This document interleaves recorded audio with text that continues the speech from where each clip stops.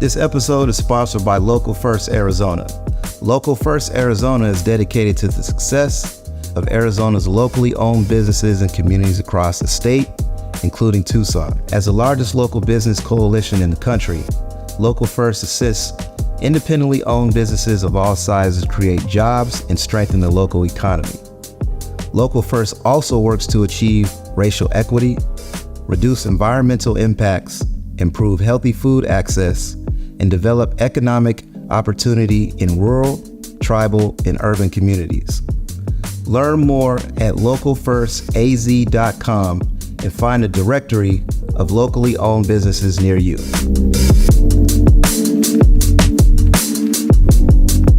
This episode is sponsored by Brickbox Brewery, a new company concept brought to you by Thunder Canyon Brewery Team, bringing a new take on downtown Tucson entertainment, dining, and nightlife, continuing to provide space for art and community with the goal of inclusion and prosperity. Starting April, Thunder Canyon Brewery becomes Brickbox, located at 220 East Broadway Boulevard, downtown Tucson. A smartphone can be one of two things. It can be an ATM machine. That's how an entrepreneur is going to look at it. And as a consumer, unknowingly in a way, it's a slot machine. And I say a slot machine because if you're not careful, it can pretty much render you to a place of where your attention is wasted as a currency. And the most important asset we have is time.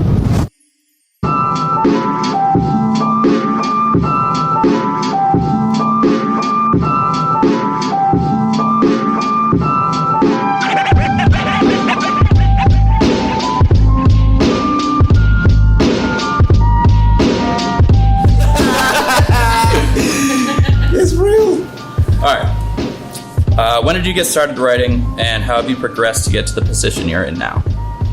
I took the circuitous route as a writer to arrive at where I'm at. Where it started, 8th grade. I think it was an innate thing with as far as writing, but where I can pinpoint the mark where it started was in 8th grade with Mrs. Welch in my English class at Booth Fickett Middle School.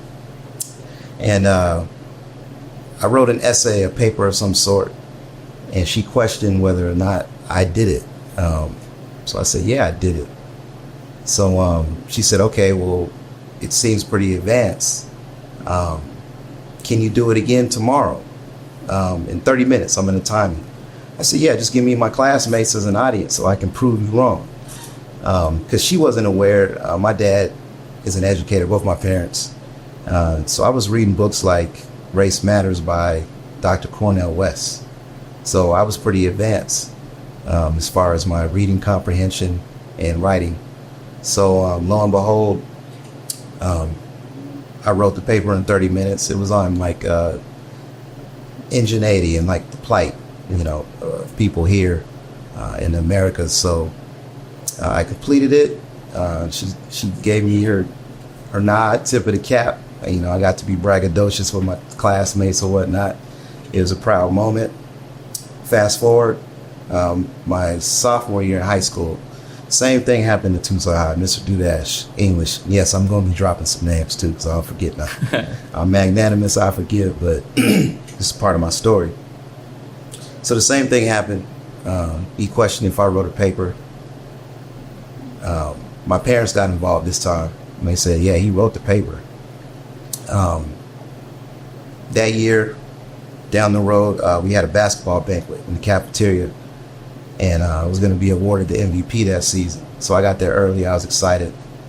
I could still see myself in the cafeteria. I was sitting there, and I pulled out my notebook, and I think I was kind of thinking of like my mortality as an athlete.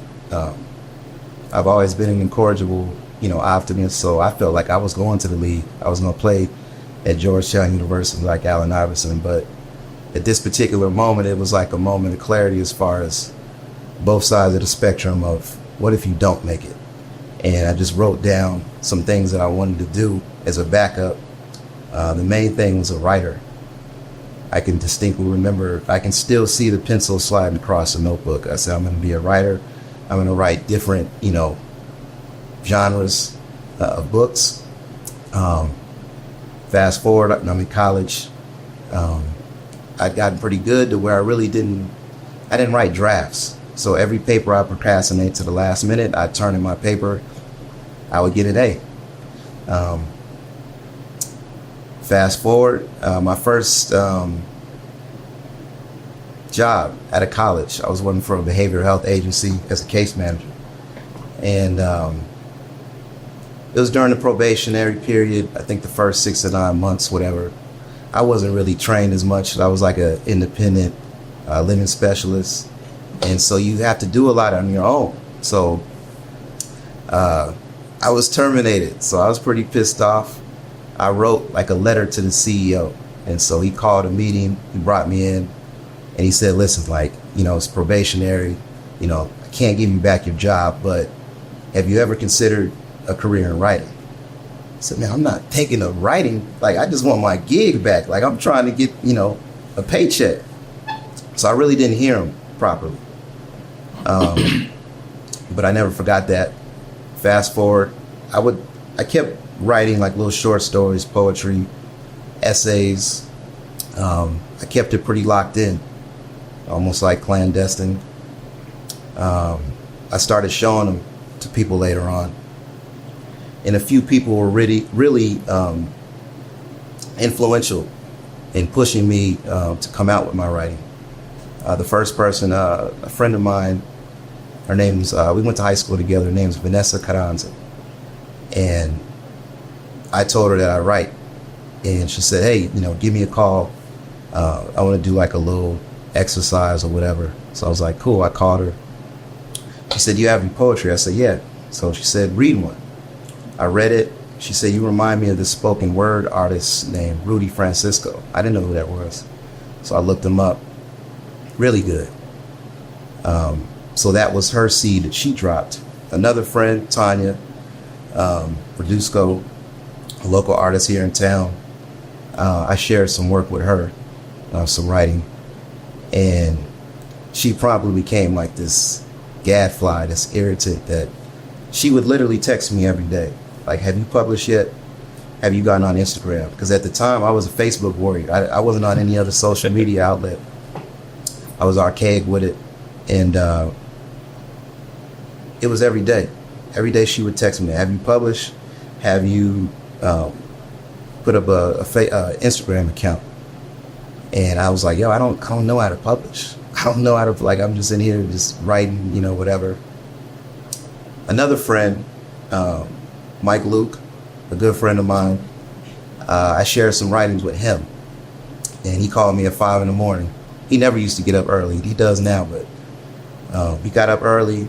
He called me at about 5 a.m. I don't know why I had my phone in my room. I picked up. He said, I'm going to keep calling you until you send all of these writings to the New Yorker, New York Times. You need to freelance, right? So I said, okay. I did that. I got some really good feedback from some editors.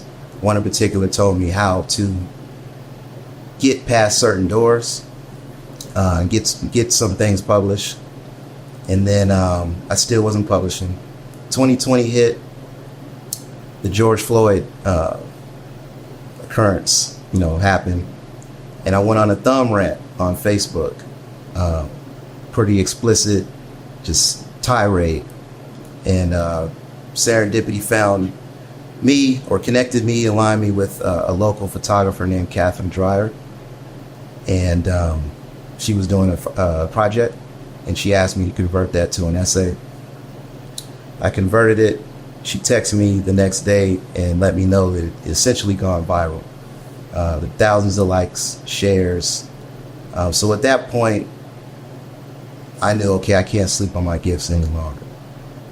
To see that many people reacting to my writing, I knew I had to do something about it. And most importantly, my mom. Your mom's always going to support you in most cases. My mom, I got a great mother, and she's always telling me you need to publish. You need to publish. She was telling me that since I was in junior high. So to have that type of confidence instilled in me from, my mother, that gave me an indefatigable fuel to pursue that somehow, some way, even when I didn't know how to. I figured it out through a lot of research. I published my first book, which was a compilation of poetry. It's called My Train Is on Schedule.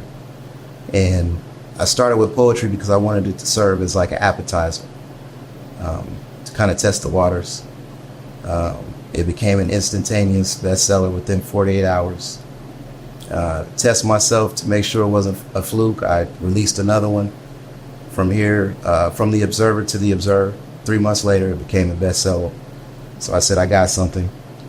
I was interviewed through a television show through CBS, interviewed through Arizona Public Media, NPR, and so here I am today, full-fledged.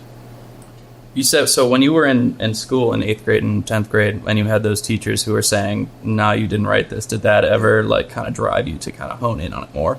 Well, by nature, I'm a fierce competitor, so yeah, it pissed me off. Yeah. It was, I'll show you, so that was more fuel, more wood to throw into the fireplace. Right.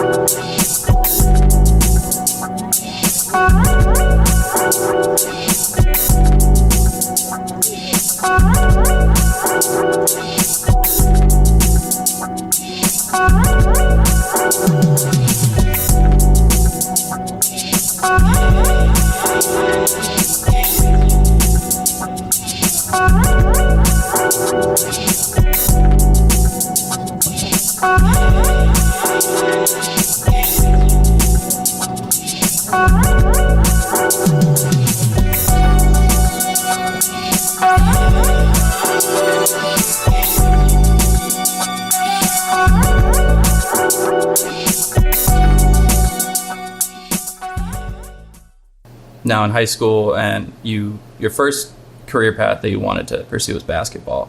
Absolutely. And you played that competitively, at least through high school. Did you go into college too and play? Yes, I played competitively since that was my first love. My father was an All-American in high school. He played JUCO, and then he had my sister, him and my mom. He was young. They were like 19, 20. So he did the responsible thing. He came back home. He had offers to Kansas, came back home, married my mother, started a family, became an educator, both of them. I was born in the basketball womb. Came up playing, wanted to play in the league, wanted to play collegiate basketball. I was a precocious basketball player, so by the time I was probably 15 or 16, I was able to do some pretty amazing things on the basketball court. I was ranked top 20 on the West Coast, point guards. I went to a camp, Adidas camp, double pump camp in California. Really hit on the map there. I played varsity 4 years. I went through 4 coaches in high school. I was real political, being the son of a father who won the last state championship at Tucson High, where I went to. So from there, I had offers. I was recruited from many places across the country. Going into my senior year, I broke my foot. There was a rumor that my knee was injured, so a lot of the recruiters were scared off. Pulled out, yeah. So then my senior year, I got my fourth coach. We had a coach. We had a grossly talented team, and we played an up-tempo style, like on our own, but our coach came in and pretty much put the Princeton style on us. He put worker boots on a bunch of thoroughbreds. And for me, I was a high scorer. I averaged 20 points like my sophomore and junior years. So he came to me and he said, "Hey, like, you're a high scoring point guard. Can you sacrifice your game and distribute average 10 assists a game?" I said, "Fine." Did my part. He really didn't do his part. Like I said, we had an abundance of talent, and we went to state. We lost. not in the finals, but I think like the semifinals. And so that was that. I still had some recruitment. I went to a JUCO, Mesa Community College. It was another coach, another situation. By then, it was just like, you know what? I want to maintain my love for the game. I saw my father play until he was in his 50s.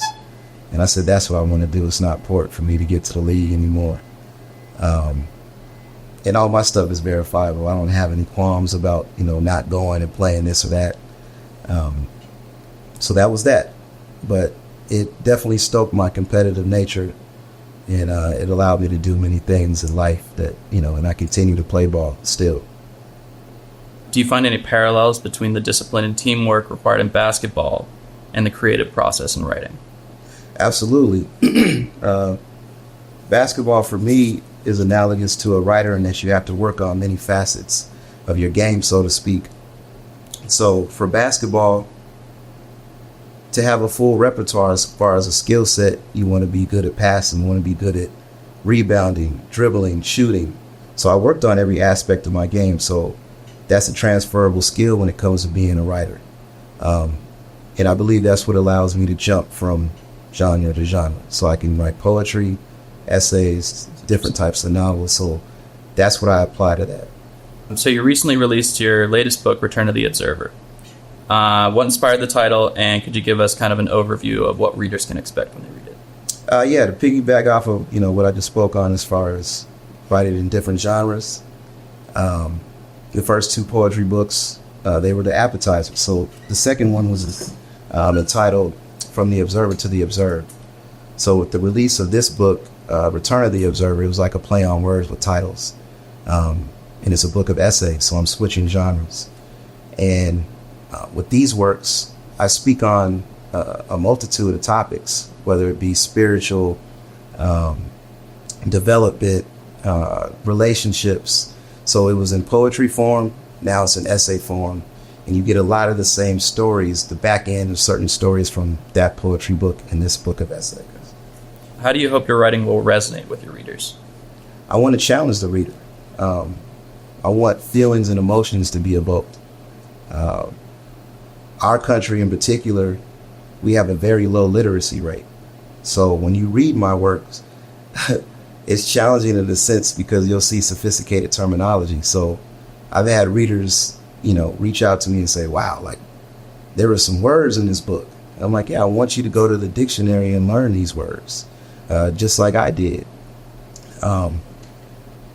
So I wanted to also be thought-provoking. There are different subjects that I will go into that many other writers are afraid to go into. And that's for a reason. I will go into those spaces to navigate. And that is my aim. I came up reading James Baldwin. I came up reading Maya Angelou, Fyodor Dostoevsky, Leo Tolstoy. I can go anywhere with it, so that's what I want to do. I want to bring back the mindset of the classics so that people really enjoy reading. So I haven't gotten through it yet. I'm about halfway through. Yeah. But one piece from it that I really personally resonated with was you had talked about going through a digital detox. Yes. Can you talk a little bit about what that is, and can you also how you kind of navigate maintaining healthy relationships, trying to build a business online, and also maintaining a healthy relationship with social media? Yeah, well, to begin, I feel like that piece is identifiable to any and everyone because we live in a time where we're so tethered to these electronic devices. I'm not exempt. I go through periods of time where I'm sitting there scrolling and scrolling and scrolling. So I believe it's necessary to have certain breaks. And so that's why that thought, that concept resonated with me. And it's another way of challenging people to say, hey, we're disintegrating as far as our intimacy and human contact. I coined like a phrase, scroll babies, not scroll babies, screen babies, where you have a lot of the kids, they're so tethered to the screens where if you remove the screen and you try to have a conversation, they're inept. they're totally bereft when it comes to, just conversation. Right. And now it's, you got the first generation that grew up entirely from start to where they are now. Yeah. On their phones or on a device Yeah. and on social media. Hey, I can go to a child, and they can tell me things on my smartphone that I don't know. Oh, same. So it has its pros and its cons. As far as a business, I look at it this way. This is my evolution using a smartphone. At one time, I was totally inundated, like most people, by the comments, on social media. I'd be arguing back and forth, who's better, LeBron or Jordan, posting like just innumerable miscellaneous like BS just throughout the day. That's the consumer route, I feel like. But as an entrepreneur, there's another side where you can look at your phone and you can say, hey, like, there's a lot of money to be made off of this. I published my first book off the strength of a smartphone. From the research to posting on Amazon, Barnes & Noble, and people started to buy it. And one analogy that I really came up with is a smartphone can be one of two things. It can be an ATM machine. That's how an entrepreneur is going to look at it. And as a consumer, unknowingly in a way, it's a slot machine. And I say a slot machine because if you're not careful, it can pretty much render you to a place of where your attention is wasted as a currency. And the most important asset we have is time. So you're going to be on here and you're going to scroll and just go through stuff, be a consumer. You're ordering stuff from Amazon, packages, whatever, what have you. But me, I choose to be an entrepreneur with this phone and convert it to an ATM. So when I post with intention. I will share things strategically to show myself on a personal, intimate level, but I'm also safeguarding my privacy at the same time. I feel like I get caught up doing that, even though, I go on and try to advertise my business. It's just really easy to fall into that trap of it being a slot machine. You always just start scrolling, and then all of a sudden you look up, and an hour and a half's gone by, and you haven't done anything. Yeah, and it's human propensity to do that. Like, I do it. Yeah. But I think my intention in writing that piece on digital detox was challenging myself, because doing the research for that piece, it's like, man, how blue light affects, you going to sleep. Some of the side effects, insomnia. I don't even sleep with my phone in my room anymore, so it doesn't distract me. And I put it on silent. That's smart. I don't. But I will wake up and I get to it. If I don't meditate first, like I'm on the phone, then relationship wise, sometimes I have to catch myself if I'm, with my girlfriend, my lady, my partner, and I'm sitting there and she's like, hey, like, this is our time. So you never want to do that. That's the one thing. With your diverse range of writing styles, how do you approach transitioning into different genres? Is it difficult? Is it a different approach to it? No. From how I've trained myself, again, back to the analogy of basketball, it's like training yourself dribbling for one session, and then the next session you're shooting. So I can look at poetry as this is my dribbling. Sure. I can look at essays as this is my shooting. A novel, this is my defense. So as long as I approach it that way, I feel like I can seamlessly, transfer those serves, those skills. Have you ever tried to delve into a new genre and found that you couldn't find your footing, or you made an attempt and failed? I look at, as far as failure, it helps you fail forward. Like John C. Maxwell's book, Failing Forward. And I look at as far as like wins and losses, I don't see losses, I see lessons. So whatever I've done that have been perceived as a fail, I just use that to get better.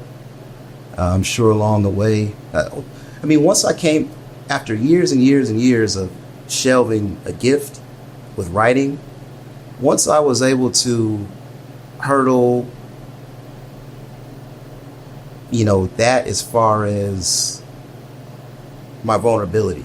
Once you get past your vulnerability as a writer, like when I said earlier, the project with the photographer Catherine Dreyer, once I saw thousands of people that had read my thoughts that had come from my mind through a pen, I was okay. So that was really the biggest failure, was not trying, not coming out. So that's how I look at that. You've written for a variety of different publications. What are your thoughts on freelancing for other publications versus self-publishing your own work? Well, again, basketball, freelancing for certain publications, like playing for an organization or a team where there are like rules. You got to play the fundamental way. You have guidelines, you have deadlines you have to meet. As far as producing, publishing my own works, I can color outside of the lines. I can create at a volume of Griselda Records. They pump out albums all the time. And I use that model. I remember in 2020 hiking, listening to Griselda, and the epiphany hit me, the eureka moment, the aha moment of, these dudes are pumping out albums like every month. So I'm going to put that into my writing. So that's the advantage of publishing on your own. You can write things within your sphere at your own volume. So that's the difference. But I like to do both. I like to couple both. Okay. It's like being a playground legend and a player, within, whistleball, the way you're good there too. Kind of piggybacking off of that, is the idea of having a publication reach out with a paycheck ever more appealing than, sitting down and taking the gamble on yourself and trying to sell directly to the consumer? I like both. My confidence says that, I can produce works from here to eternity and generate, whatever I want to make through that. But then there also is the allure of a big publication where, a big entity, so to speak. And again, I go back with a lot of analogies through basketball and also rap, being a hip hop baby. So somebody, for example, like Larry June, for years, he was popping his trunk and bringing his material straight from himself to the consumer as an independent. That's how I see myself. Years later, Larry June, boom. This big album, The Alchemist, producing, that's my aim. Yeah. I want to be able to show, just like Master P, I want to be able to show that I can do it on my own, and then sit down in a boardroom with a bunch of shirts and ties and say, hey, this is what I'm capable of doing. I can continue to do it on my own. I don't need you, but we can negotiate this, and I would love to be a part of that. So you recently started your own independent publishing company, Teach One Publishing. Yes. What do you aim to achieve with it? An infinitude of things. I think with Teach One Publishing, that came about because when I published my first couple of books, I had a lot of people come to me and say, how can you publish? How can you publish? So with, again, time being our greatest asset, I realized I want to give back. I want to help people, but I can't do it for free because I'm still, cultivating my own craft, as an author and as a writer. And there is a difference between an author and a writer. I encourage people, everyone has a testimonial. So that affords you the ability to be an author. But there's a difference between a writer. A writer takes a little bit more. A writer, I came up with 4 things that are required for you to be a writer from my standpoint, what I believe. Number 1, you have to be a voracious reader. Number 2, you have to learn at least 10 words a week to expand on your vocabulary. 3, you have to use your observation in a world that is abundant with material. And number 4, lastly, you have to tap into a reservoir of imagination. If you can do those 4 things, I think that's what distinguishes you as a writer. And you also have to do it. You have to love it. You have to practice it, and go into it every day. Every day. Those are the differences. So that's where Teach One Publishing came about for me internally. And also, I wanted to blend not only an author, but an entrepreneur and be an authorpreneur. So I have different ventures that I can do and not just rely on. It's great, passive income, the royalties of, your books, but I wanted to do more than that. And so that's what this allows me to do, to provide services to people. How do you see your writing evolving in the future? Are there any different themes or genres that you're excited about exploring? Novels, which will be explored this year, graphic novel, romance novels, screenplays, new movies.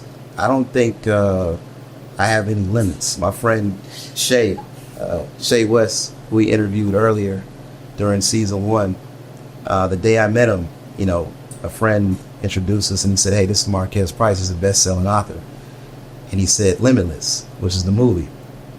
So we speak in movie references. So that's how I see myself, as limitless when it comes as far as what I want to do with my craft. Are there any specific upcoming projects or collaborations that you're excited about? Yes. I'm usually close to the vest as far as what type of book I'm going to put out. I will put out 2 novels this year. I'll be switching genres again, from essays to novels. One of them will be a short story, graphic novel mix, and another will be a novel. I don't want to say what, because I like to just appear out of nowhere. And another project that I'm excited about, I will be featured on Cash Lansky's album as the spoken word list and outro. From that, I'm going to take that and do my own spoken word album with a musician here in Tucson, Arizona. He goes by Mike TV. Yeah. Dylan Barnes. He's incredibly gifted. I don't even know how to describe his ability. It's amorphous. It's transcendent. So we're currently working on something as far as a spoken word album. I had a couple people I wanted to feature, but as far as like ties of labels and everything, I narrowed it down. So I'll probably feature Ruth.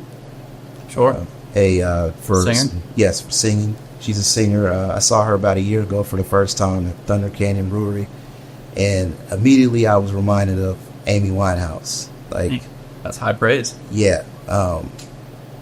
Her voice, power, and delivery was way beyond her human stature.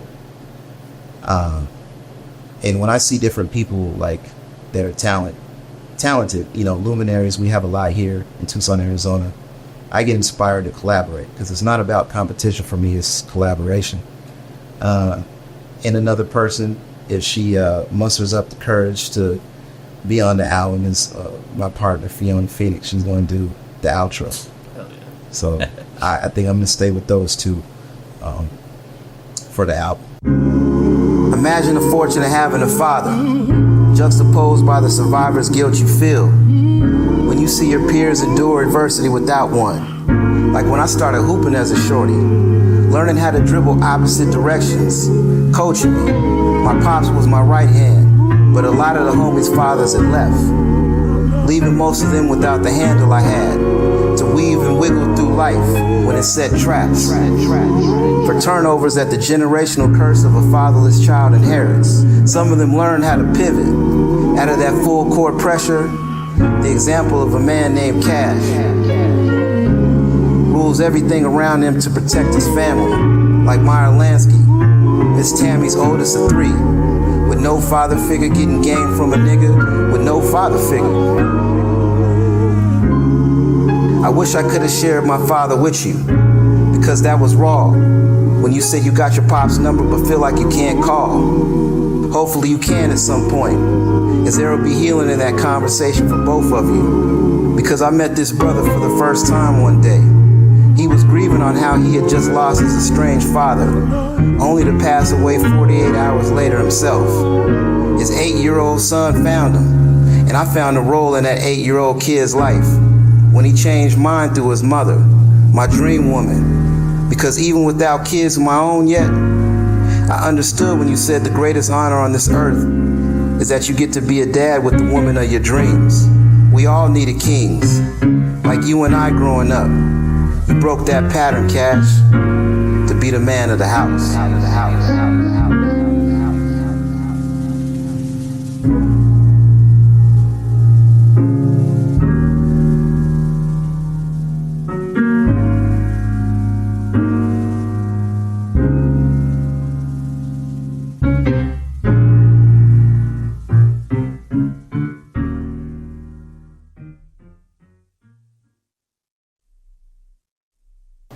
But as far as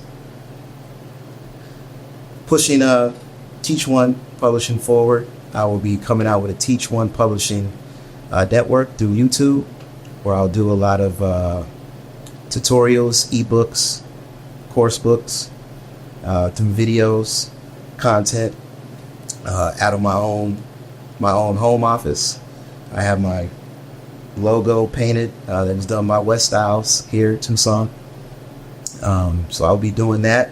As far as the entrepreneurship, I figured out a way to tap into that and broaden my horizon. I have reading clubs with elementaries, middle schools, public libraries that I'm in talks with right now to get contracts for. I'll be doing a speaking engagement, paid speaking engagement with the University of Arizona. And hopefully I'll be able to have that as an annual retainer.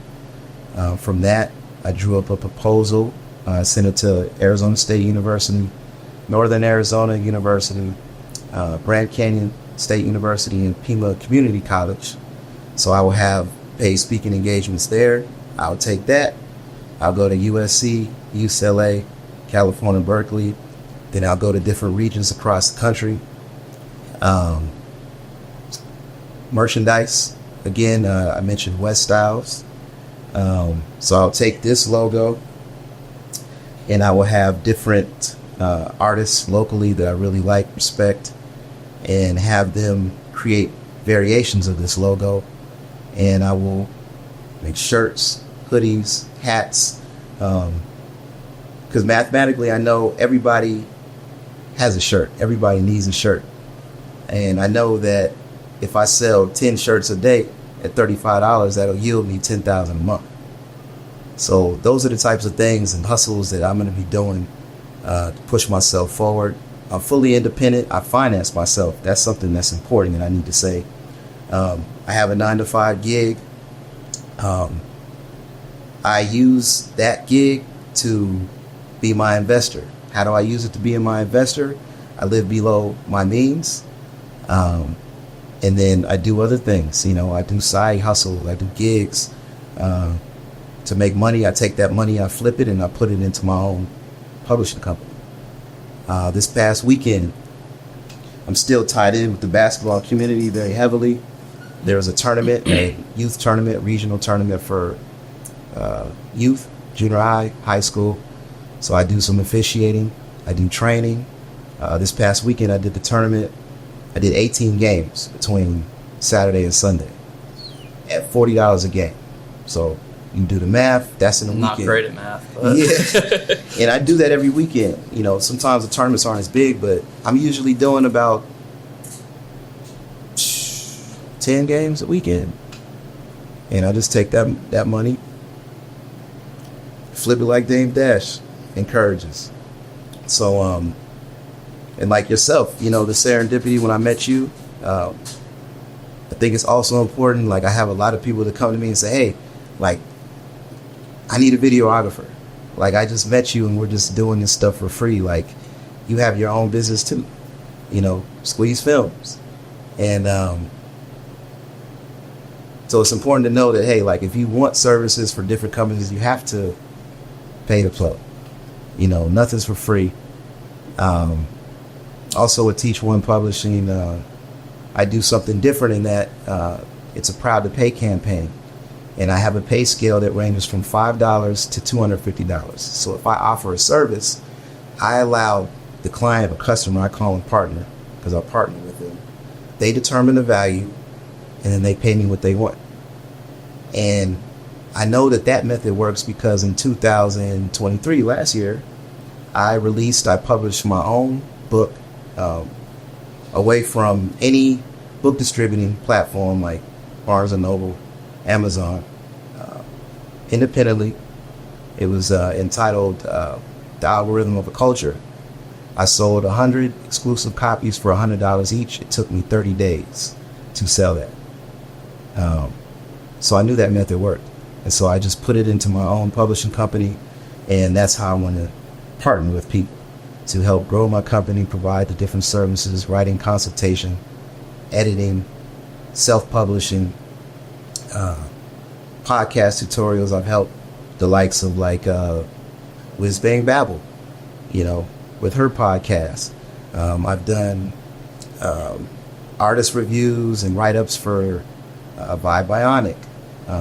I'm in talks right now with doing stuff with Runt through Brickbox and Thunder Canyon Brewery.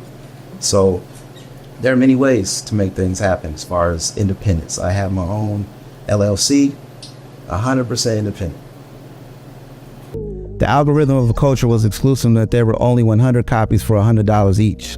Sold independently, it is not available on Amazon, Barnes & Noble, nor any other book distributor like my other books. I charge $100 per book because I did 100% of the writing, editing, copyright, printing, packaging, distribution, sales, marketing, promotion, and shipping with 100% of my own money.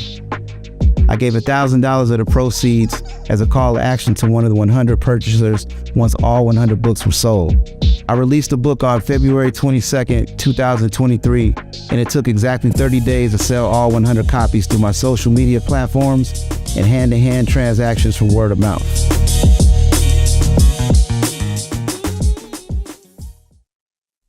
How has Tucson's creative ecosystem affected your own creative passions? All right, that's a good question. Tucson is such a hodgepodge of weirdness, creativity, antiquity. So I think I pull from that eclecticism and I put it into my own scope as far as what I want to do. I'm a fan of the luminaries that I'm juxtaposed to. I have the opportunity to go into a studio, like when I met my partner Fiona Phoenix, or a Cash Lansky, or a Tommy Will, or there's so many people. Yourself, you came here and instantaneously, from Boston, and you were able to see like the reservoir that you could tap into here and really do some amazing things. So it's an underdog city. To reference Cash Lansky, it's like Phoenix's little sibling. It's not really cool enough to get into the club or whatever, but we can go with anybody. And, that's part of what you and I have collaborated with the people that I know to show that these people are amazingly talented, and I just want to see everybody, including myself, on a national platform, a world scale.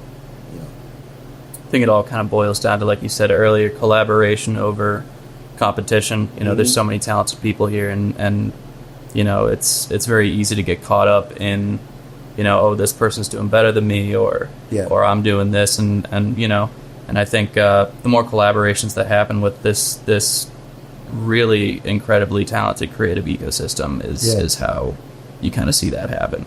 Yeah, and I want to give us credit. I think, what we've done in our efforts with this show is to help cross-pollinate the community, and I commend you. I've seen your work just grow and grow and grow, and, to work with different people and come out with these, amazing pieces of content and projects, like that was my vision from the beginning. I want to see everybody excel. It's the goal, man. Yeah. Where can viewers find more info about you and your work, upcoming events and appearances, anything like that? Everything is a three-man weave with me. Instagram, which is at Marquez_PRC. My website, www.mpricebooks.com. And my YouTube channel, which is, I believe, at teach1publishingnetwork.com. I post all the time. All the information is always on there. So if you follow those three things, like, you're going to get something out of them every day. Well, we've been working together for probably close to 3 years now. Yeah, Pretty much since I moved here. Yeah. I think you were one of my first, you and Diego. Yeah. But, me and you have been consistently working together for the past 3 years. Yeah. It's been amazing seeing everything you've accomplished in those 3 years and watching put book after book out, all these collaborations you're doing. So it's been great to see. I appreciate you taking the time to let me interview you for once. Yeah. I appreciate you switching roles with me and getting under these nice bright lights. Yeah, I'm expand the repertoire here. Definitely more comfortable behind the camera, but whatever. The interviewee dynamic is pretty interesting when you're able to turn the tables. Yeah.